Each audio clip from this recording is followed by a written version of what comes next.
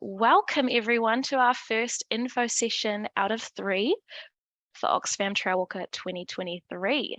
My name is Sam. I'm the fundraising events assistant here at Oxfam Aotearoa. We also have from Oxfam the lovely Vanessa, who's our events, fundraising and marketing executive, and she'll be monitoring the comments for this evening. And we also have Lizzie, our lovely fundraising events manager, and she's going to be looking after the tech. So this info session is all about training and gear, from expectations to learning how to read a training plan and learning how to prevent injuries such as blisters and fatigue. It's going to be a jam-packed hour, so sit tight. We'll start with a bit of housekeeping. I do have to briefly note that this session is going to be recorded and will be posted to our Facebook and website later for those who couldn't make it tonight. As we progress through the session, you may need or want to focus your attention to the speaker. To do this, head to the top right of the screen and turn speaker view on. There'll be a Q&A at the end, so please stay muted during the talking sections, and you can feel free to pop your questions into the chat box and we'll get to them at the end. So I want to introduce you to our wonderful guest speakers for the evening. Like most Trailwalker participants, training for the event might seem a bit daunting. You're not alone. We've teamed up with ultra marathon runner, coach and fitness guru Marie from Go Run Girls to help you and your team achieve your goals and see you across the finish line. She knows everything about training from long distance runs and walks and has been the official Trailwalker coach for a few years now, I believe 3. So we're very lucky to have her tonight to spread her knowledge and passion for the sport. Next, I want to introduce you to Liam from Bivouac Outdoor, and he's going to be running over 3 key gear tips, including packing light, looking after your feet, and the layering system. So a quick run over for the evening. We're going to start with a Oxfam presentation by me. We'll then head to Coach Marie, who will talk about all things training, from reading a training plan to what gear you'll need. And Liam from Bivouac will follow on to cover his 3 gear tips. Finally, we'll go into a Q&A where we can answer all your questions. So let's get straight into it. Welcome to the Trailwalker whānau. What are you in for this coming year? Well, Taranaki's beautiful destination, of course. 2021's Oxfam Trailwalker was a huge success in Taranaki, so we feel really lucky that in 2023 we get to go back. Taranaki has abundant nature, remarkable history, and is exploding with culture, arts, dining, and hospitality, alongside unique events like Oxfam Trailwalker. There's something there for everyone with so much on offer. Next, you're in for a physical challenge. Whether it's to get fitter, push yourself out of your comfort zone, or be a great role model for your children, Oxfam Trailwalker is sure to push you to your limits for an incredibly rewarding experience. You are really in for a treat. Next, you're going to bond with your friends and colleagues. Look forward to getting active and making memories with those you are closest with. Past participants have told us it's a memory they reflect back on often and something their group cherishes for a lifetime. And amazingly, you're doing your bit to make the world a better place. The challenges faced around the globe this year are unprecedented, and we need people such as yourselves more than ever. When you participate in Oxfam Trailwalker, you'll not only be challenging yourself, but challenging the root causes of injustice that keep people trapped in poverty. What will we cover tonight? So we're going to start with expectations, and that's what to expect during your training. We'll go on to discussing about making a plan and why that's really important. We'll discuss how to look after your mental and physical well-being and some common FAQs. Finally, we'll go into our training resources such as our training guides and where to get support should you need it.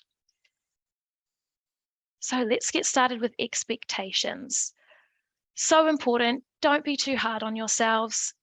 By now, we all know that even the best laid plans don't always work out. And that's okay. Life can, and it will, get in the way of your training. So make sure you make the most of it when you can and enjoy the process. Train together. By training together, you get a sense of your team pace instead of just your individual pace, whilst also getting to know each other's strengths and weaknesses and building that sense of teamwork that's going to get you through. Train on different terrains. Test your food and drink so you find out what works best for you and your team. Test out your socks, which ones you prefer, which ones help you stay blister-free.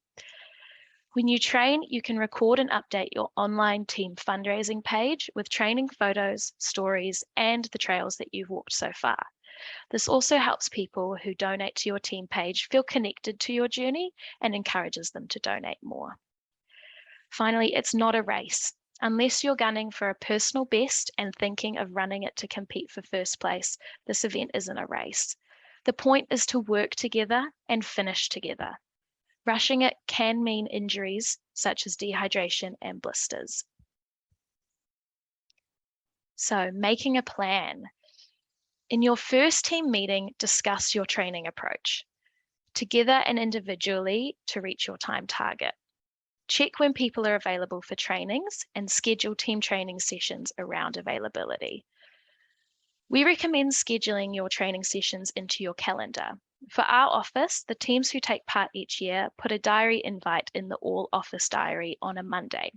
Right after work, people can come together and train, and it also gives other colleagues a chance to join in, catch up, and have some moral support.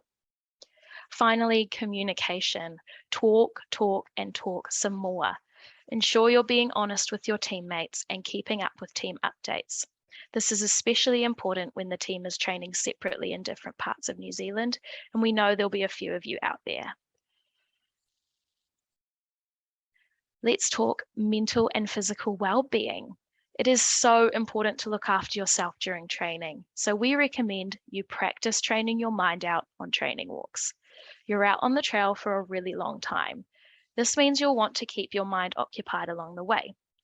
Think about ways you and your team can keep yourselves entertained.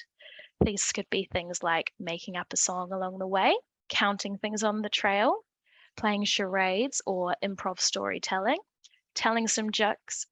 You also don't have to be on for all the hours that you're with your teammates. Recognize that sometimes you'll need some solo time. And even if you're walking beside each other, allow yourself some me time, listen to a podcast, audiobook, or your favorite Spotify playlist.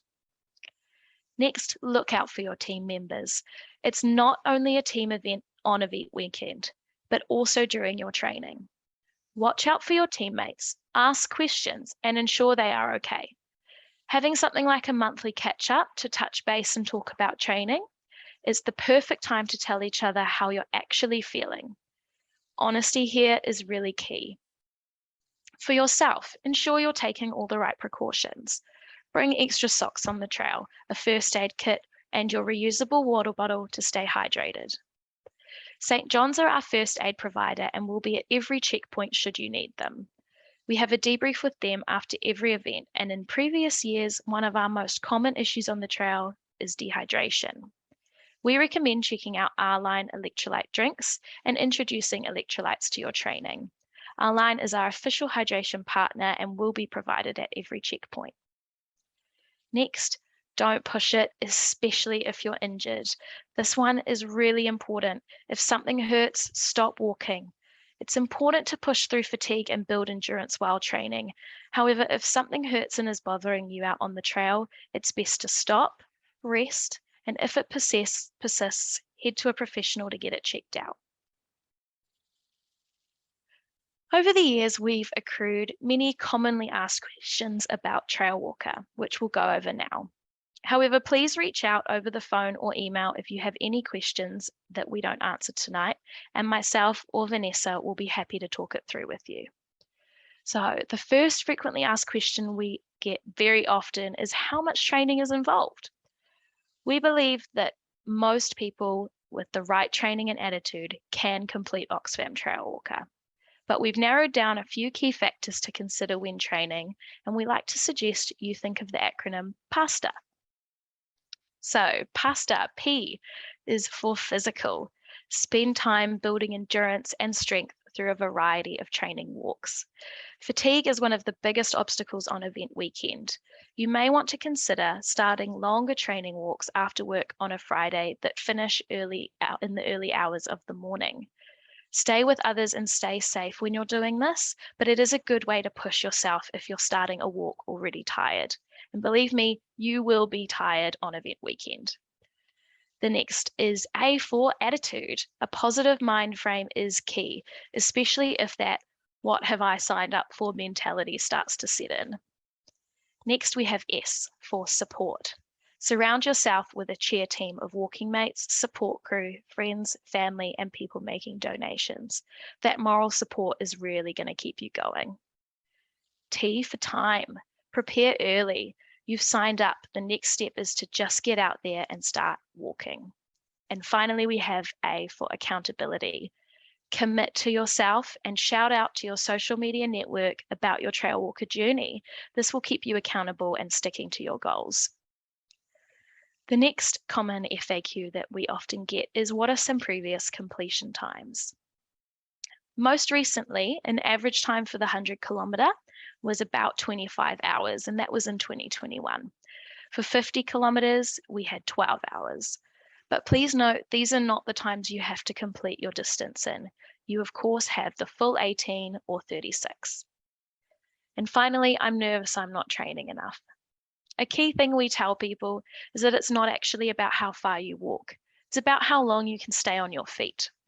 The walking is one part, however, standing up for the duration of your chosen distance can often be the most challenging part. Even if you miss some training walks, that's fine. Try and incorporate some standing time throughout your day, such as standing at your desk at work or for a couple hours at home each day. Finally, we are going to talk about training guides. So you have access to our training guides. These are based on whether you're a beginner, intermediate, or advanced walker. They're free and all featured on our website and are handy to you and your team to use during your journey. You'll also have access to advice from Coach Marie, and she'll be talking to you later about her training guides and support packages that many of you might want to take advantage of. We have our Oxfam Trailwalker NZ community Facebook page. It's a space to chat to other teams about their preparation and find out what others recommend. We stay active on the page, giving frequent updates, but it really is your fellow trailwalkers that run the show. There's nothing like receiving training and event weekend tips from past and present participants. It's also a brilliant place to meet a few teams, create a connection, and then you can meet up on the day. So that's it from us for now. For anyone who's joined since starting the session, I want to introduce you to Coach Marie. She knows everything about training for long distance runs and walks, so we're really lucky to have her. She'll go into her story in a moment. And then we also have Liam from Bivouac Outdoor here to talk us through some key gear tips. Before we head over to Coach Marie, we just want to say a quick thank you to our partners, without which Trailwalker would not be the same. So thank you to New Plymouth District Council, Venture Taranaki, Bivouac Outdoor, Outwear, Novotel, InCafe, Wireless Nation, Booster Wine Group, and of course, Coach Marie from Go Run Girls. All right, Marie, you can take it away.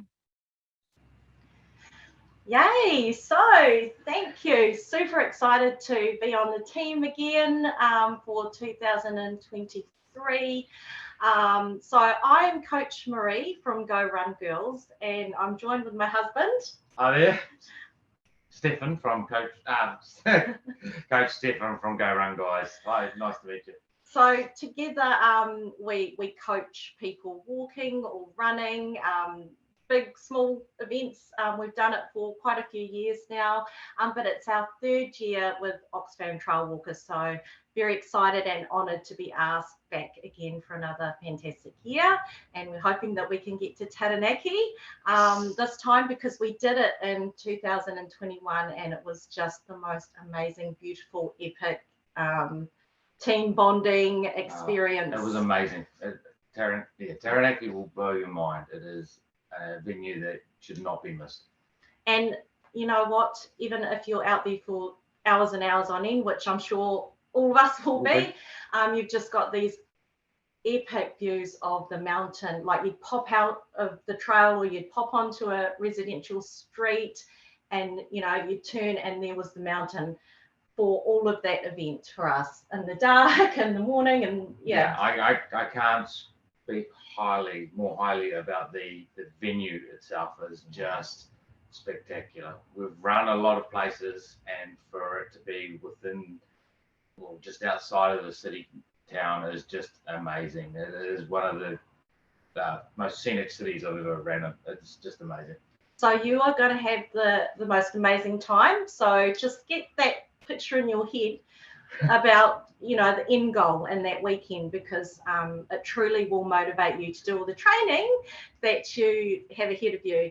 And so we're here to break it down for you. And being the third year, I've learned a lot as a coach and as a participant about what's really important. So I've got some topics that we'll cover tonight, but of course throughout the year I'll be doing little bits of content and videos just to really be specific about some of these topics. So, but tonight I'm just going to cover what I feel is the most important. So we'll get into it, and Steph will give his view on these topics as well. So the first one would definitely be to get that plan sorted.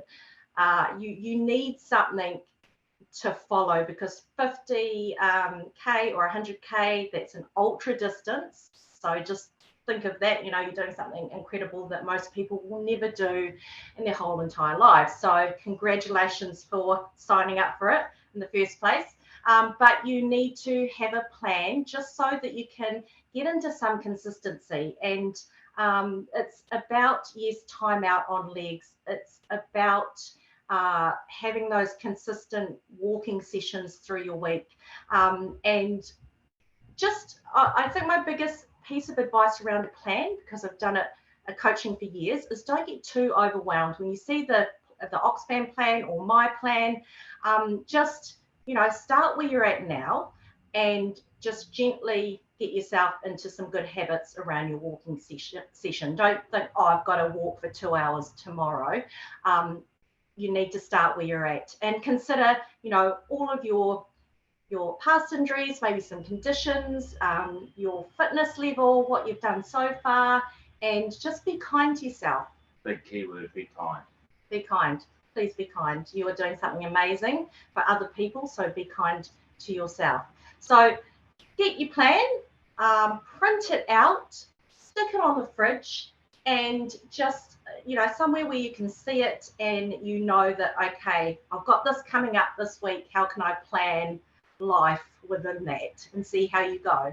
Also, if you miss a day or you need some time off or you're injured, you know, it doesn't hurt to miss training sessions. It really doesn't. It's more detrimental if you try and stick to the plan or make up for things, because that's when you run into injury and all that stuff that is not very good.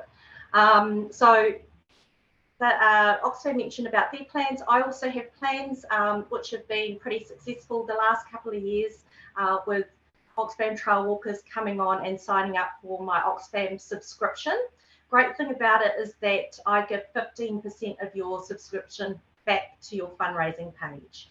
So I'll make sure that a link is included, so that you can go on and have a look if you want to do my training plans. And I have one for 50k and 100k, so you are sorted. It is a digital plan which you can have on your phone, and I personally made it from experience. So hit me up if you're interested. Okay, so the next thing would be accountability. Yes. So it's no good just having a plan if you're not going to do it. And 99% of people come to me as a coach because they need someone to, you know, crack the whip or to give them some help or guidance, that sort of thing. So, you know, that's where you use your team, whoever's in your team. If you have a problem with being consistent or getting into your plan, hit up your teammates and go, hey, should we have a Zoom session every month and we can go through what training we've done or go through the training for the next month. Get your partner to be the person that looks after your plan. Or your kids will be involved if they if they're around, if you've got kids, they are great support. They are fantastic, unconditional support. Get them involved in your training as well. They'd love that. Yeah. They'd love that. Yeah, so as I said before, plan some Zooms with your team. And some of the teams will be in different parts of different areas, different parts of New Zealand. So it's not always possible to have an actual meetup each month. But do Zoom meetups. Get to know your team. And yeah, just really encourage each other to do the training. You know what, the one thing I learned on the first year of Oxfam very shortly is that you are only as good as, you know, your slowest person in that team. So it is not a selfish event. It is about getting that team through. And we will all be slow. Like, you will all have down moments. So it won't just be the one person. It'll be your turn at some point. So yeah, just remember that. Another tip is to give the members in your team a role. So for instance, last year, I looked after the reminder to drink and snack. So every hour, my little alarm would go off, and practice this in training as well. And I would say, okay, who's had a drink? Who's had a snack? This is your reminder. Someone else was in charge of music. So when times got really tough, and that may be earlier than you think, then that person had to come up, you know, put the music on so that we had some beats. And you might have someone else in charge of, you know, aid station stops or looking after blisters or whatever. But if you've got everyone doing a role, it also helps with that mindset. It takes your mind off the pain that you may be experiencing as well. Okay, better move down the list. Yeah. Do the mahi, of course. Make sure that, you know, you've committed to this event. We want to see you at that finish line with a great big smile and the beautiful ceramic medal around your neck. So do the work. Just start to think about, as a coach, I encourage you to think about that Christmas period, because that is when most of your longer walks will be popped in there. So, you know, we don't have to completely scrap out Christmas and Christmas drinks and that, but just, you know, have it in your mind. Okay, that's when I'm going to train. We'd love you to have that athlete mindset where around that time you're going to do the timeout, you're going to look after your body, you're going to learn about nutrition and hydration. You know, you're going to be an athlete out there around that Christmas time. So just give some thought to what's going to be in your future. Build up slowly, avoid injuries, of course. And one thing I will say is we are bad at it ourselves, but add in stretching and strengthening, because you're asking a lot of your body. You're wanting to load your poor little leggies for 50 or 100K. So they can't do it by itself. You need a strong base so that you can last a distance. So even if you add in a few sets of squats into your week, you don't have to do a full-on Les Mills session every day. That's not what I'm saying, but just 5 to 10 minutes of some stretching or strengthening will make a huge difference to just recovery as well. What you're That'll doing. help you recover. Okay, gear list. So make sure you've got the gear. So of course, Liam from Bivouac will cover a lot of that, but go in and see the crew there and start collecting your gear now, because it is an investment. But if you know, hopefully you'll be doing it the year after this and the year after that and keep going. So you want to invest in some good gear that will last you. And you'll have your compulsory gear. So make sure you know what that is. Train with your compulsory gear in your pack, because it will be heavy. And yeah, just start collecting what you need now. We wanted to touch on nutrition and hydration. Haven't done this in the past in the little info session, but it is a very important part, because doing the 50 or 100K, you are out there for up to the whole day doing the 50K, even the 50K. So just imagine that in that time, if you were at work, you would have breakfast, morning tea, lunch, afternoon tea possibly, and then dinner. So that's a lot of calories in one day just to keep you going at work. Now we're also adding in the fact that we want you to spend 12 hours walking and have energy for that. So if you put it in that perspective, Add dessert. You need to have calories coming in, but you've got to practice these. So start training. Our advice always is to start on snacks that already work for you and add them into your walking sessions. And because your snacks might work for you at a desk, but might not be that great when you're actually out there moving. So trial. Same with hydration, 300 to 500 mils of liquid, so water or electrolyte drink per hour. And that's just a rough guide. We are all different with this, but that is something you have to consider as well. Full meals are a hit with Oxfam. So getting your crew to turn up with McDonald's. Yeah, we had McDonald's. Yes. 21, and we had our crew members heat up meals, and because you do get sick of all the sweet stuff and the lollies and the fruit, it's nice to actually sit down and have something substantial at some stage, whether you're doing the 50 or the 100. So all things to think about. And then the last thing we wanted to talk about was the preparing for all the ugly stuff, so the blisters, the chafing. I'm sure that you are going to get it at some stage, hopefully in training, so that you can practice how you can manage it for the actual event itself. But never say that, oh, I've never had a blister, so I don't think I'll have a problem. Yeah. You'll definitely get one with your training at some stage. So looking at products that can help that. Buff, who are also out there, who are also a sponsor, do the Run Guard, which Steph will show, lifesaver, and also for the men, nip guards. So yes, they are for the male nipple. Yeah. And are they good? Well, very good, because it hurts otherwise. So keep that in mind. And if it's, it doesn't matter, because it might not be raining there. Hopefully it's not and it's beautiful, but you've got a lot of moisture, a lot of sweat coming off your body, and these products. And you go into the night and it'll be cold, and yeah. But like anything, you need to practice with it. So just keep that in mind, that the ugly stuff will happen. Things like cramp, you might experience that, which you've never had before. Things that can really put you off training. But just stay open-minded and reach out to the professionals for some advice around that. And I will be doing a blister and chafing video later on in the year for you guys.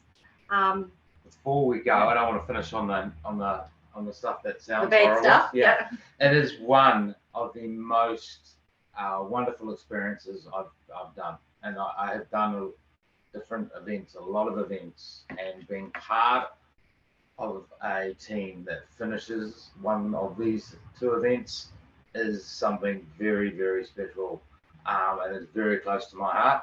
It's just a wonderful thing to be part of. So do not fear the overall distance or anything else. Get to know your team. That's one of the most enjoyable parts of it, is having a team to support, to get to know them over the training and also on the event day. And yeah, it is just, if you have questions, reach out so you don't have those nerves and get scared of it. It is a wonderful event, and it's a doable event and distance. Awesome. Thank you, team. Take care. Lovely. Thank you so much, Marie. That was really informative, and I'm sure a lot of people on the call learnt a lot. I did want to mention, you mentioned the Run Guard. Run Guard is an excellent product, and we do have a Oxfam Trailwalker starter pack that Outwear supplies, and that's got a Run Guard and these wonderful little packs that you can put your valuables in, such as your phone, that keep them safe on the trail. All right, so next up we have Liam from Bivouac Outdoor, who's going to cover some informative and helpful gear tips. So Liam, are you ready to take it away? Yep. How's that slideshow? Can you see it? Perfect. Oh, great. I'll just get my notes here. Cool. Thanks for that, Sam. Yeah, I'd just like to start off by saying sort of what Vanessa was saying earlier, which is feel free to pop into Bivouac and just have a yarn with any of the staff members if you're a little bit unsure about some of the gear. We've got heaps of people that are super experienced, and we do quite a lot of trainings and things like that. So yeah, we know quite a bit about gear and the in-depths of it. Feel free to toss in some questions as well if you like, about some of the deeper stuff about gear if you need to, but I'll try and keep it sort of semi-simple. Cool, so we'll start out by talking about, we'll dive into pack light, which is the first thing I've started to talk about. So packing light's kind of a new, well, it's not super new. It's actually relatively old, but it's becoming a bit of a fad these days. Kind of the ultralight scene is growing, and more suppliers are making gear lighter and lighter and trying to make it last longer and longer. So I guess the important key things to think about with packing light is that it requires less effort overall. So if you think about how much you're carrying on your back, it's going to cause lots of different issues, like the amount of calories you're using. So you need to carry more food. You'll sweat a lot more if you're working harder. So you'll have to stay hydrated more, which means carrying more water. And I think we mentioned electrolytes before. Electrolytes are another good thing to think about when packing light, because it means you don't have to carry as much water. You can hydrate easier. It allows you to travel quicker, and you can cover more distance. So I've actually done a fair bit of this sort of ultralight or the fast packing sort of style walks in the past, and managed to do kind of multi-day trips in a single day and things like that. It really does work. So good ways to save weight to use a vest style bag. So just a small bag. They tend to fit quite nicely to your body, and they have lots of pockets on the front, so it's way easier to get access to your food and things like that. Take a bladder or soft flask. So soft flasks, often in the vest, they sit in the front. They're a lot lighter than like the heavy kind of plastic bottles. You want to keep it kind of lightweight with the soft flasks, and they're a lot easier to drink out of as well. And they're super easy to fill up. Leave things with your support team. So don't take things with you that you can leave with your support team, because you'll just be carrying that for no reason. And eat condensed calories. So yeah, we kind of were talking about food earlier. Vanessa was kind of talking about food earlier. Yeah, you definitely want to eat like high calorie foods like power bars or performance gels and things like that, because you're not carrying as much weight per kind of calorie that you're consuming. But they can get quite boring, so you do want to like mix it up and eat like a sandwich every now and again. Yeah, a good quote actually about this sort of thing from Sured is what did he say? A pound on your feet is worth 5 pounds on your back, or something like that. So essentially saying that the lighter that your footwear is, the easier it is to walk quicker. It's actually disproportionately more exhausting to carry weight on your feet than it is to carry it on your back. So that's an interesting quote, yeah. So that segues nicely into looking after your feet. So shoes, so you want comfortable shoes. Comfort's probably more important than most things. You can use the shoes that your mate told you to buy, but in reality, you've probably got totally different feet to your mate. So it's important that you try different shoes on and use the shoes that you train with and things like that. Weight versus durability. So we're just talking about weight. Having things lightweight is important, but also when you go lighter weight, they're less durable. So you have to find your own personal balance. If you want shoes to last longer, then you kind of need to go with something more durable, and it's often a little bit heavier. But yeah, lighter weight footwear is super important. Grip, really, really important, obviously. Parts of the trail will be gravelly and muddy, especially after lots of people walk on it. Cushion for the push-in. So basically, the more cushion you have, the more beating you can take underfoot. There is like a bit of a balance there too. You don't want too much cushion. It can cause it to be a bit unstable, but yeah, a cushion can kind of help to account for any foot pain that you may not have trained out of yourself. Terrain suitability, so that goes hand in hand with grip, I guess. You don't want to be using road shoes too often if the trail is going to be slippery and things. And a good tip is to take multiple pairs of shoes, because oftentimes you might find that the shoes you've been wearing in training are getting a little bit haggard, and it's good to have a backup pair. You don't want your shoes to fail on you, because then obviously it's difficult to finish the walk. Socks. So changing your socks frequently, probably at every checkpoint, is a good idea. And not using cotton, so trying to use wool or synthetic blends. Wool tends to smell quite nice. I like using wool because, yeah, smelly feet sucks. But at the same time, synthetic blends can be quite good. They dry a bit quicker and they work reasonably well. It's just up to you. I guess in a walk like Oxfam, you're probably less worried about smell and more worried about finishing it, but both of those options are good. And again, with the cushion, so having lots of cushion underfoot. Most trail socks will have quite a bit of cushion underneath for that reason. A lot of them are designed for rocky trails and longer distances. It has been recommended that you clean your feet with water and a towel, because they can get a bit gravelly, and gravel tends to cause blisters. Blisters are probably one of the more common things that I think I've heard people fail to complete Oxfam from. Next up, we have walking poles. So walking poles basically just help to take a lot of the strain off your legs and feet. So they help you to walk a bit longer, which is important. I've had other staff members from Bivouac tell me that they thought that the walking poles were the make or break thing for them. They didn't have walking poles and they didn't make it, whereas their friends did and they did make it. So it's a good thing to add to your kit. Probably start training with it and see how you feel with it. And they do add a lot of stability too, so you're not going to fall over as easily. There's different types of walking poles. So there's lighter weight carbon walking poles or aluminium walking poles. And there's also telescopic walking poles and trifold walking poles. So carbon tends to be a little bit lighter than alloy, but can be a lot more expensive. And trifold walking poles fold up a lot smaller than telescopic poles. So next we have the layering system. What is the layering system? So the layering system is designed basically to monitor you, or to more efficiently keep your body temperature level. So the idea is you wear lots and lots of little layers rather than wearing like one layer that's really warm but also really heavy, and when you take that layer off, you're cold, and when you put it on, you're sweaty and hot. You want to have lots of little layers so you can incrementally increase or decrease your temperature. So the first layer that we have in the layering system is the base layer. The important things with the base layer is to be lightweight. Obviously, we're talking about lightweight, keeping things lightweight earlier. If it's in the summer and it's sunny, then having something super, super light is going to work quite well.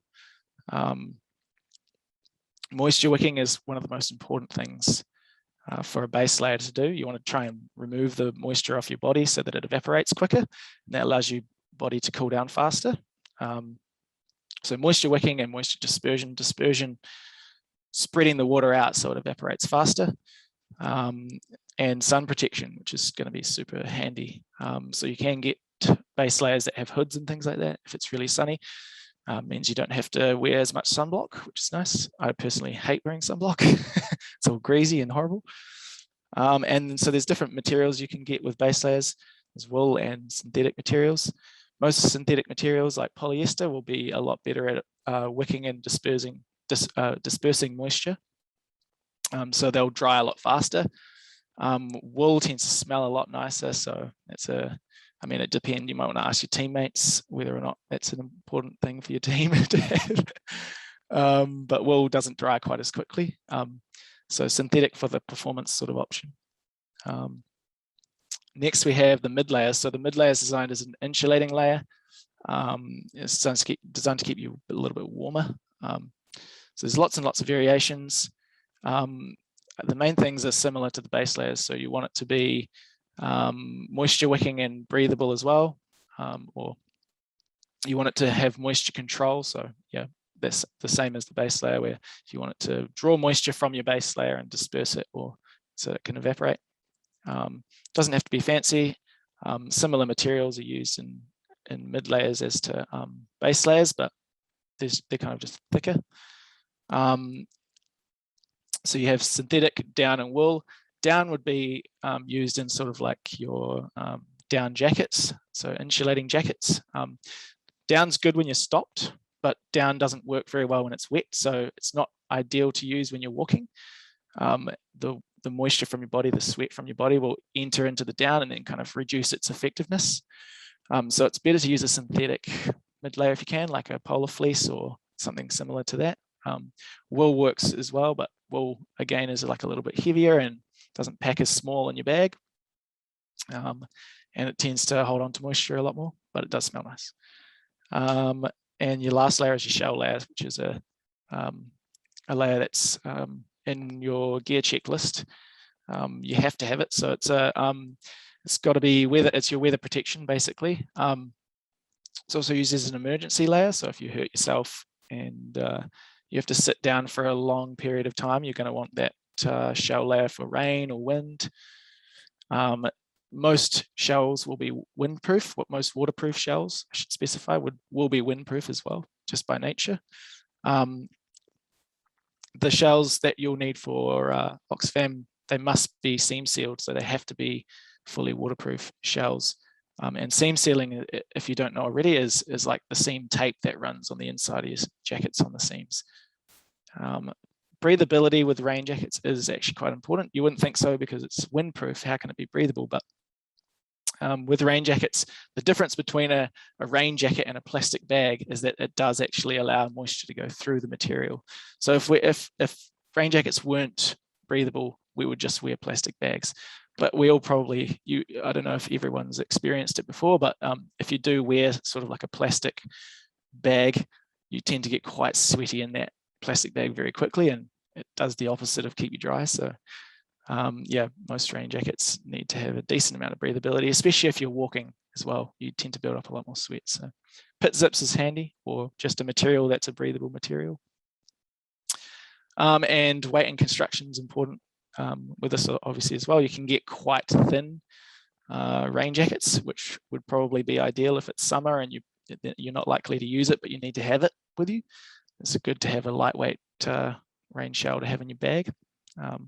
Thicker rain jackets might be a better option if the weather's looking bad, but yeah, for the most part, I think a lightweight rain shell will be perfect. And that's pretty much all I had to cover. So yeah, if you have any questions, just pop them in the chat or pop into Bivouac and ask one of the staff members. Cheers. Awesome. Thank you, Liam. That was great. I think I even learnt quite a bit there. Yeah, so like Liam said, please do try and pop into Bivouac to get your gear sorted. They have so many really educated staff on the matter who will help you get the right gear.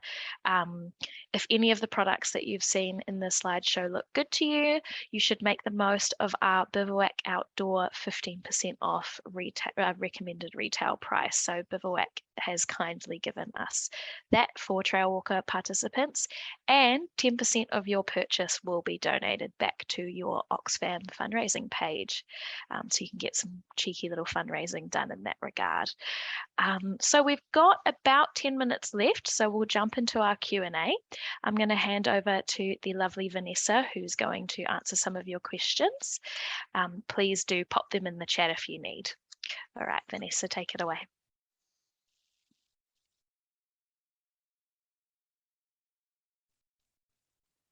Just need to unmute you, Vanessa.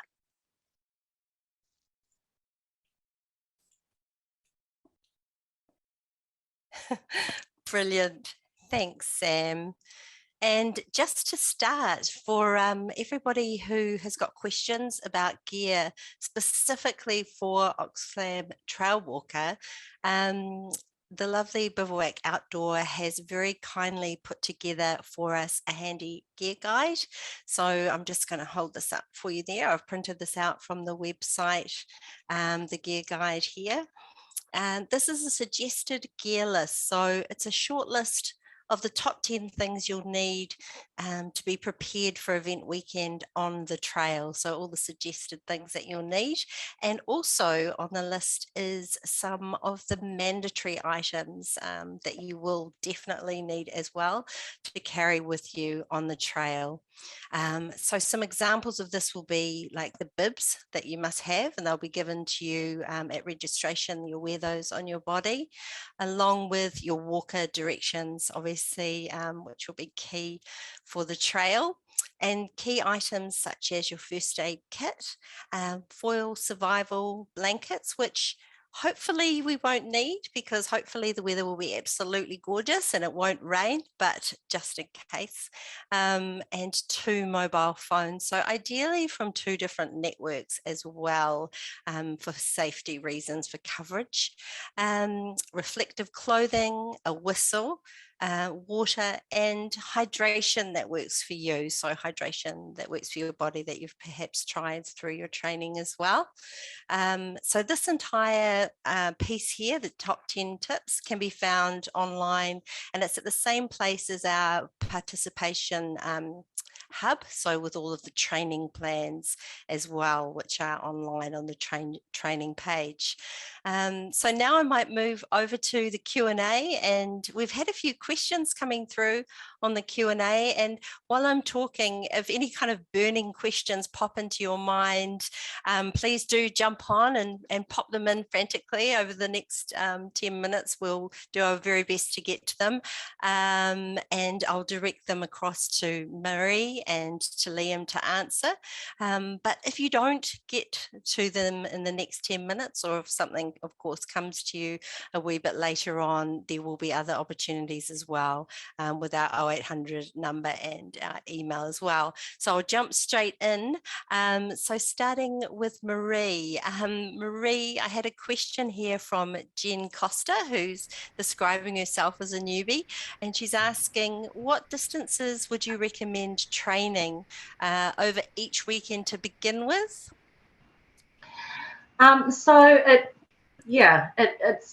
I like to train people on time out rather than distance, especially at the start, so that you can go out there and go out for an hour and just see what you can do in that hour, rather than go, okay, you have to have a specific distance each day.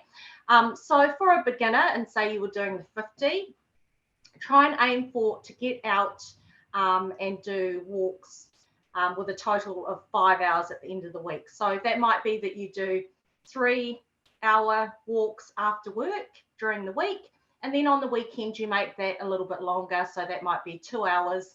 My advice to you is to keep the walks to reasonably flat, easy terrains as you start, and then once you become more confident and you build up strength, then start to hit some hills and get some variation in your training. But to start, look at about 5 hours a week, and then slowly build up on that by either adding an extra day of training during the week, or by increasing that longer weekend walk. Have you got anything? Yeah, just practice on the terrain later on that you need to, like Marie said, just make sure you get strong enough to deal with all the rocks on the trail and things like that. But slowly build is what I would say. No rush. Not if you're starting now. Maybe if you started in December, you're in trouble. Yeah. Hope that helps. That's fantastic. Thank you. And I've got one that's come through as well for Liam. So when talking about all the requirements of gear and things like that, you mentioned walking poles. Is it best to have 1 pole or 2?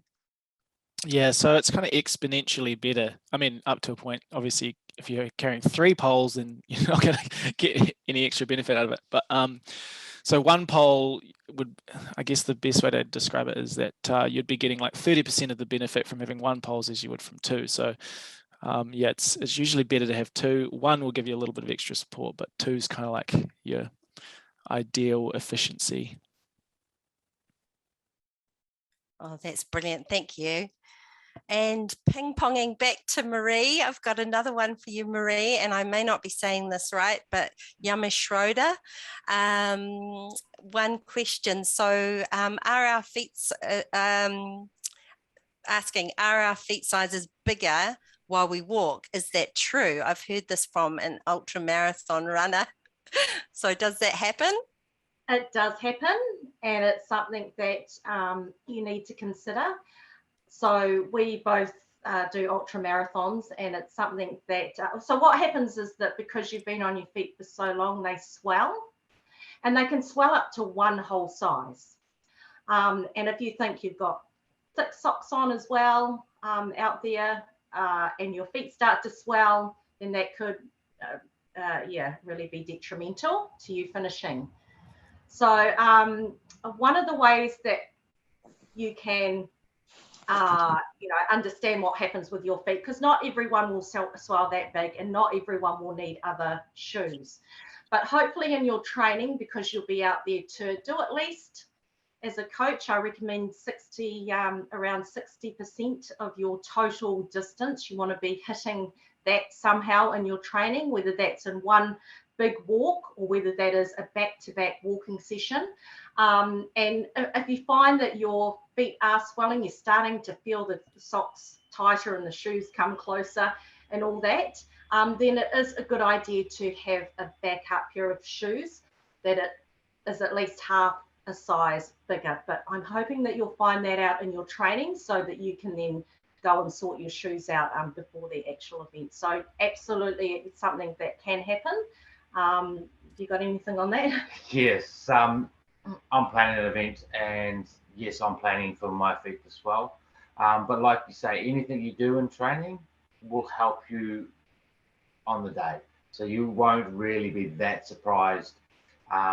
You'll learn what your feet does, what your muscles do, and everything else throughout training, and slowly building up. So you'll be able to answer that question yourself once you just get into your training.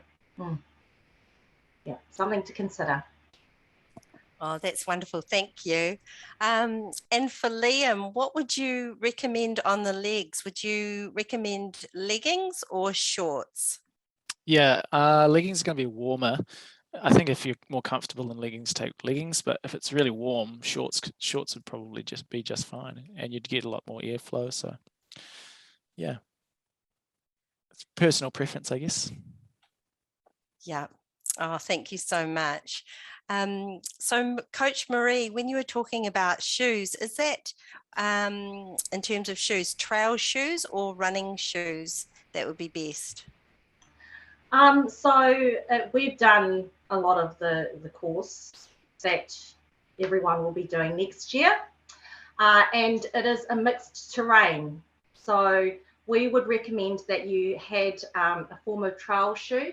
The trail shoes provide that tread so that it prevents slipping, and you'll be going over rocks and mud, and we did a couple of fun little river crossings. Yeah. So you get a real mixed bag of terrain, and so just your normal average runner, I guess, is probably not going to be suffice. So either a trail running shoe or your hiking boot, which I'm sure Liam can help you out at Bivouac with.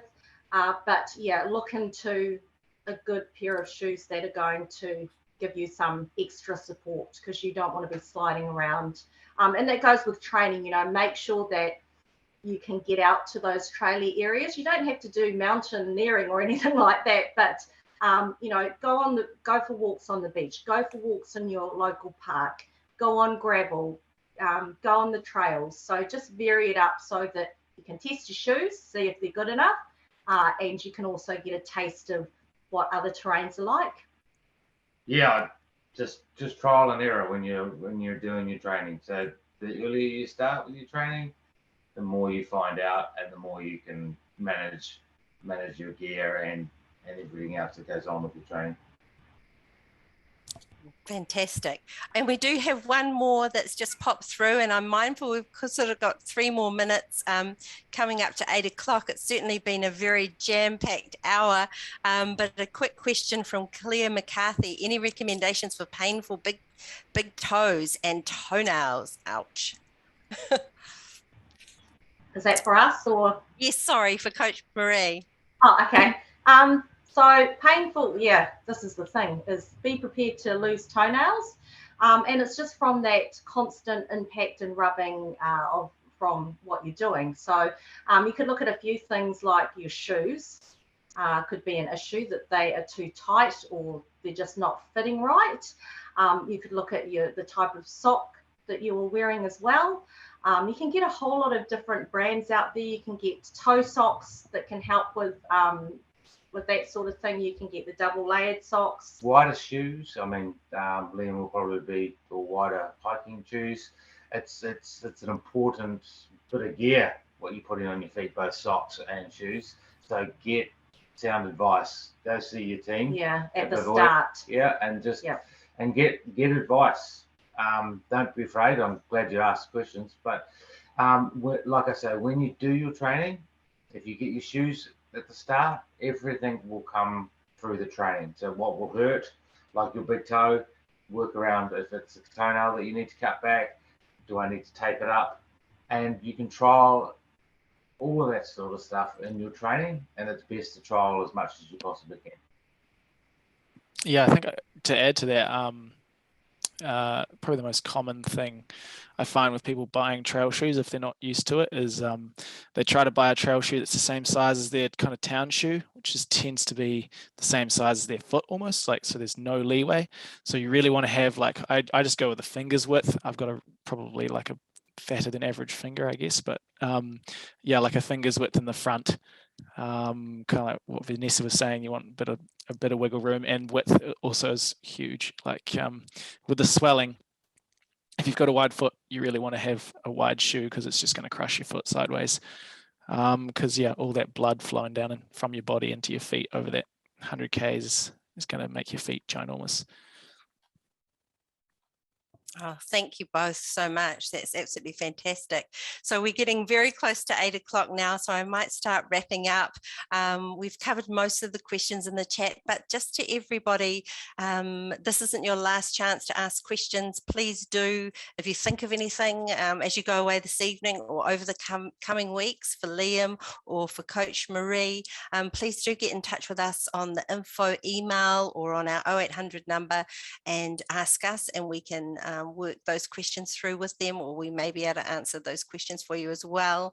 And just so you know that we will be posting this video recorded on our website later in the week, so you can watch it again at your leisure when you have some time. So we wish you all the best in your training over the next couple of months, and hope you've had most of your questions answered tonight. So I will circle back to you, Sam. Thank you. Lovely. Thanks, Vanessa, and thanks, Marie and Liam, for those answers. That was brilliant. Yeah, so that concludes our session for tonight. I hope you all learnt a lot. I sure did. We've got our second session on September 20th, which is going to talk all things fundraising. So please come and join us for that. In the meantime, stay safe and train smart. Thanks, everyone. Bye-bye.